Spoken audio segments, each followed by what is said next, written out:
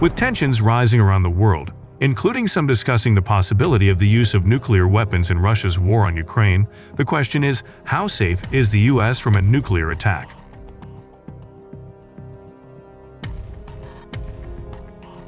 The answer, unfortunately, is it's complicated.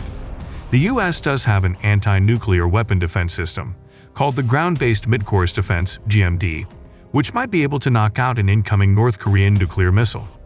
However, it would easily be overwhelmed by a mass launch by either Russia or China, which have far larger and more advanced nuclear arsenals.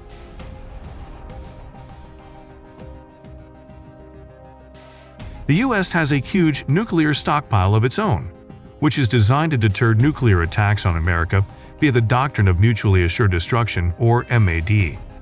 Any country that launches a nuclear weapon at the US can expect a swift and overwhelming response in kind that it would find impossible to block.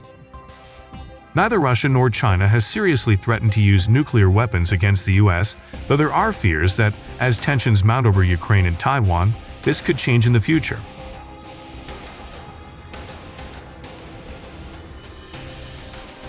Is the US under threat of nuclear attack? There is no indication that any foreign power is currently planning a nuclear attack on the United States, nor have any explicitly threatened one over the past few years. Both China and India have a no-first-use policy for their nuclear weapons, meaning they have pledged not to deploy them except in response to a nuclear attack.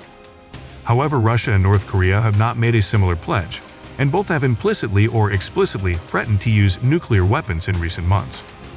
In July, North Korean dictator Kim Jong-un claimed the US is in pursuit of military confrontation with his country, adding, "Our state's nuclear war deterrent is also fully ready to demonstrate its absolute power." The exact range of North Korea's ballistic missiles is unclear, though the Hwasong-15 is reported to have a range of 13,000 kilometers, 8,077 miles, putting most of the continental United States at risk. Whether it could actually achieve this range in practice is not known. Russia has 5,977 nuclear warheads, according to the Federation of American Scientists, more than any other country. Moscow has become increasingly belligerent since Russian President Vladimir Putin ordered the invasion of Ukraine in February. This has extended to Putin making threats about using nuclear weapons. Moscow put its nuclear arsenal on alert on February 27, days after the attack on Ukraine began, in a clear threat to the West. In September, a propagandist on Russian state TV said nuclear war was a given if the West pushes us into a corner, adding this would mean everyone will be destroyed. However, most of Russia's nuclear threats have been aimed at Ukraine, rather than the US itself. On October 1, Ramzan Kadyrov, a close Putin ally who runs Russia's Chechen Republic, suggested low-yield nuclear weapons could be used against Ukrainian targets. Polymarket, a cryptocurrency betting site, is currently taking bets on will Russia use a nuclear weapon before 2023? Is the US able to stop a nuclear attack?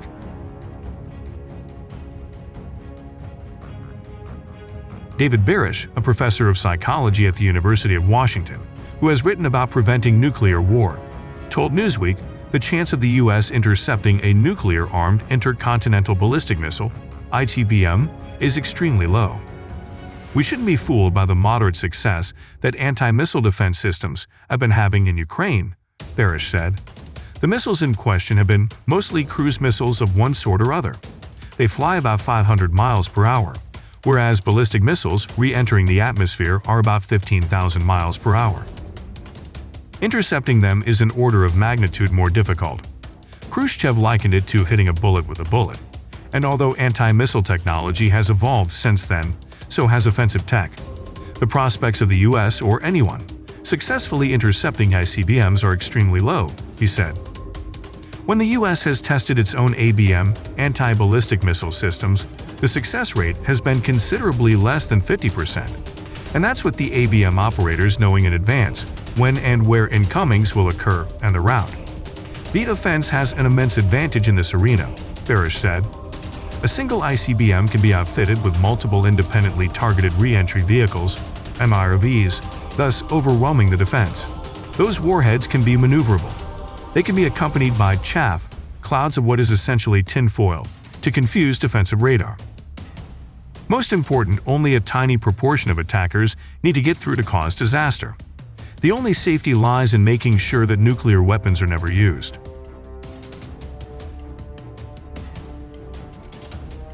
How protected is the U.S. from a nuclear attack? The primary American defense against nuclear attack is the Ground-Based Midcourse Defense (GMD). However, it has a limited number of missiles, and according to The Verge, failed at least 8 of the 18 tests it has taken part in since 1999. A study published earlier this year by the American Physical Society concluded the GMD can't be relied on to counter even a limited nuclear strike.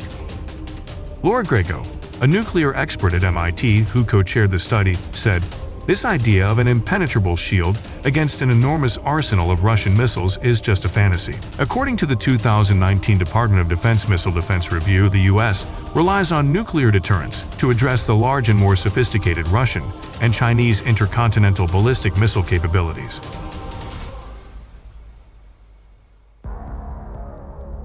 Has Russia beaten the U.S. in the hypersonic missiles race?